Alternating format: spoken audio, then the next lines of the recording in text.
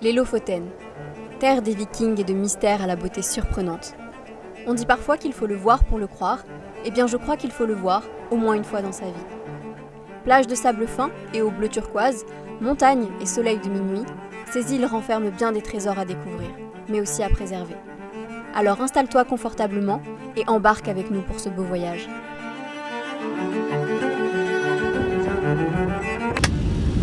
On arrive de la Finlande, du coup la suite logique de notre parcours, c'est la Norvège. Et alors en Norvège, on nous a conseillé d'aller au Lofoten.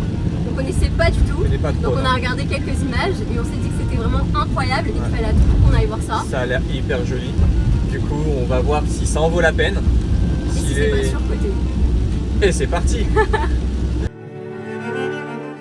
On pouvait pas venir ici sans faire une randonnée. Entre mer et montagne, les Lofoten offrent une multitude de sentiers pour tous les niveaux. Et ce qu'il y a de bien, c'est qu'on peut grimper au sommet d'une montagne à n'importe quelle heure. Il est 23h30, on est en train de gravir le Vollandsdind. Alors cette montagne, elle n'est pas très haute, elle fait seulement 450 mètres de dénivelé positif. D'ailleurs, il faut savoir que les Lofoten ne sont pas vraiment connus pour la hauteur de leur sommet, mais plutôt par leur beauté.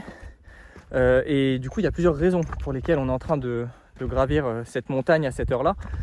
La première, c'est qu'on essaye de se mettre à contre-courant des touristes, parce qu'il faut savoir que les Lofoten sont un endroit hyper touristique. On le verra un petit peu plus tard dans la vidéo d'ailleurs. Et la seconde raison, c'est le soleil de minuit.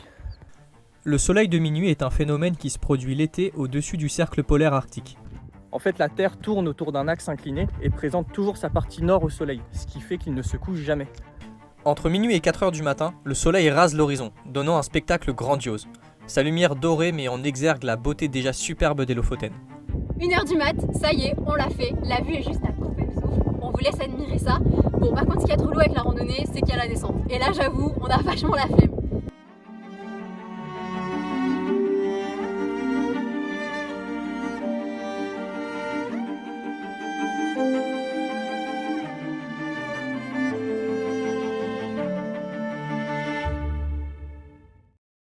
Il y a un lieu qu'on voulait absolument vous montrer, c'est le stade de foot d'Enningsvaer. Mais c'est pas n'importe quel stade. Pour bien s'en rendre compte, il faut prendre un peu de hauteur. Ce stade paraît irréel. Entouré par la mer, il donne l'impression de flotter au milieu des rochers. Il faut savoir qu'à la base, il y avait une immense carrière ici. Elle était arrosée l'hiver pour en faire une patinoire. Aujourd'hui, les vents marins empêchent le terrain de geler, ce qui en fait un terrain praticable toute l'année. Il est entouré par des centaines de séchoirs à poissons, ce qui lui donne un côté encore plus atypique. Alors avis aux amateurs de football, ce terrain est public et il n'attend que vous. Alors maintenant, nous, on va en profiter, on va taper quelques balles sur le plus beau terrain du monde. Oh.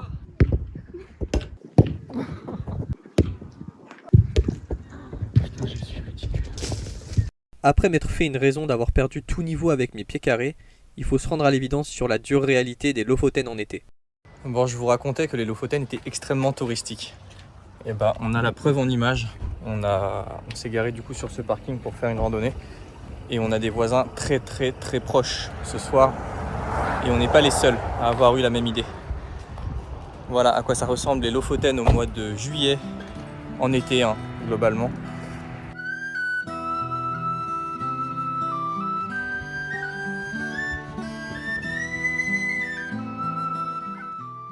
Avant que les Lofoten deviennent aussi touristiques, le secteur économique tournait autour de la pêche. De nombreux villages de pêcheurs sont d'ailleurs toujours présents, comme Sund ou Hamnøy. Avec ses maisons colorées typiques du Grand Nord, on y retrouve une atmosphère beaucoup plus calme.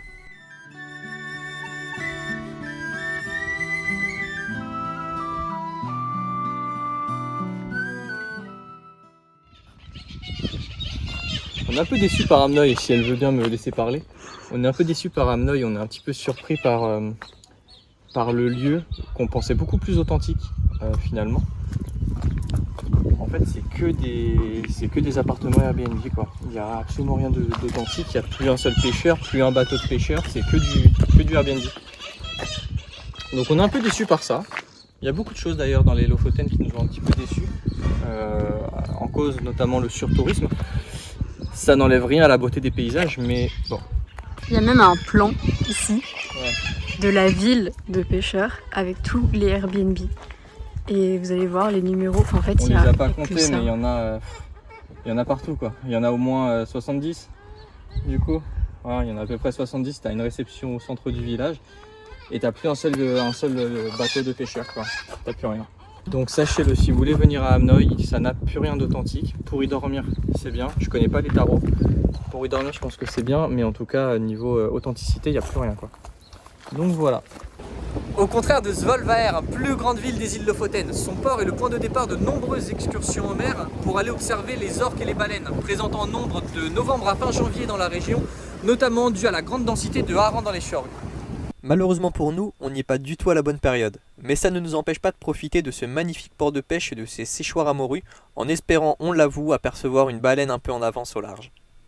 C'est l'occasion de vous partager une anecdote assez triste. Peu de personnes le savent, mais en réalité la Norvège est le pays qui tue le plus de baleines au monde, alors que seulement 4% de la population en consomme.